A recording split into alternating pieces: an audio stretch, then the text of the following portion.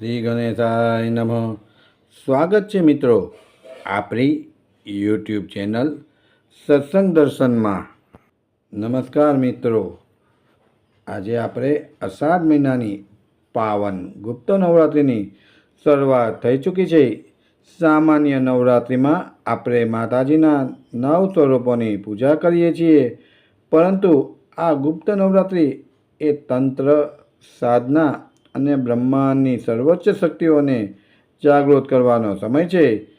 આજે આપણે જાણીશું માતાજીના એ 10 દિવ્ય સ્વરૂપો, એટલે કે 10 મહાવિદ્યાઓ વિશે, જે તમારા જીવનની દરેક મુશ્કેલીઓને દૂર કરી શકે છે. વિડીયોને અંત સુધી જોડાયેલા રહેજો, કારણ કે આ જ્ઞાન અદ્ભુત છે. તો ચાલો હવે આપણે પહેલી વિદ્યા વિશે જાણીએ. પહેલી વિદ્યા છે મા કાળી. કાળી માતા આપણને શીખવે છે કે ભયને હરાવીને જીવનમાં સાચી સફળતા પ્રાપ્ત થાય છે. અહંકાર, આળસ અને નકારાત્મક વિચારોનો અંત કરીને નવા જીવનનો આરંભ કરવાની શક્તિ મહાકાળી આપે છે. બીજું સ્વરૂપ છે મા તારા.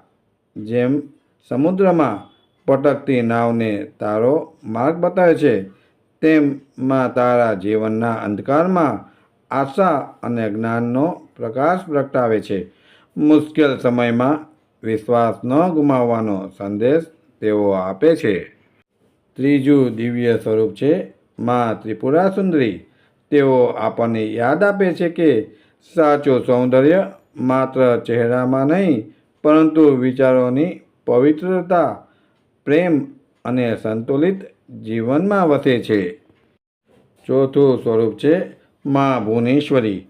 સમગ્ર બ્રહ્માંડ જેમના અસ્તિત્વમાં સમાયેલું છે, એવી મા ભુવનેશ્વરી આપણને વિશાળ હૃદય રાખવાની અને દરેક જીવમાં પરમાત્માનું દર્શન કરવાની પ્રેરણા આપે છે.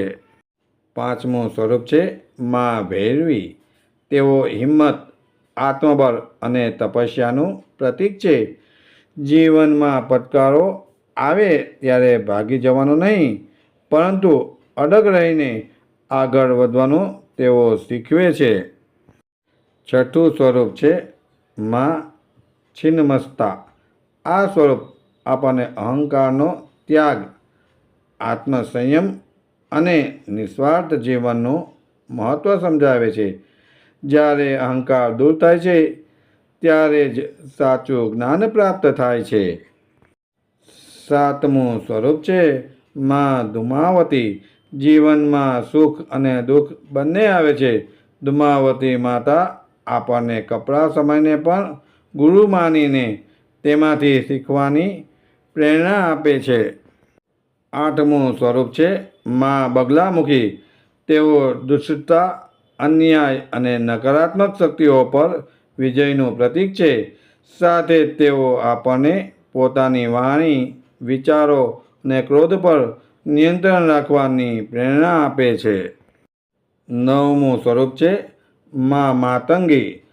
સંગીત, કલા, વાણી અને જ્ઞાનની અધિરાજ સ્ત્રી મા માતંગી આપણને સમજાવે છે કે મીઠી વાણી, સારા વિચારો અને સર્જનાત્મકતા પણ એક મહાન સાધના છે. અને 10મું સ્વરૂપ છે મા કમલા. સમૃદ્ધિ અને સુખની દેવી. મા કમલા આપણને શીખવે છે કે સાચી સંપત્તિ માત્ર ધનમાં નથી, પરંતુ સંતોષ, સેવા, સદાચાર અને કરુણાભર્યા જીવનમાં રહેલી છે. મિત્રો, આ 10 મહાવિદ્યાની ઉપાસના માત્ર મંત્રોચ્ચાર કે પૂજા વિધિ મર્યાદિત નથી.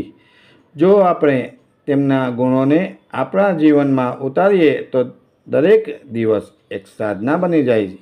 નિર્ભયતા, કરુણા, જ્ઞાન, ધૈર્ય, ત્યાગ, સંયમ, સકારાત્મકતા, સર્જનાત્મકતા અને સંતોષ, આ જ 10 મહાવિદ્યાની સચોટ ભેટ છે.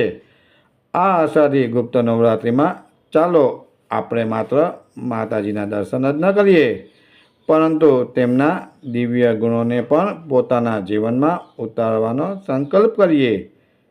કારણ કે જ્યારે શક્તિ બહાર નહીં પરંતુ અંદર જાગે છે, ત્યારે જીવનનો દરેક અંધકાર પ્રકાશમાં બદલાઈ જાય છે.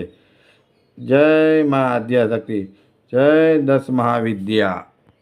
જો તમને આ આધ્યાત્મિક જ્ઞાન ગમ્યું હોય તો વિડીયોને લાઈક કરજો અને તમારા મિત્ર તથા પરિવાર સાથે શેર કરવાનું ભૂલતા નહીં. આવી જ અદ્ભુત માહિતી માટે આપણી ચેનલને અત્યારે જ સબસ્ક્રાઈબ કરો અને બેલ આઇકન દબાવો. માતાજી આપ સૌનું કલ્યાણ કરે. જય માતાજી.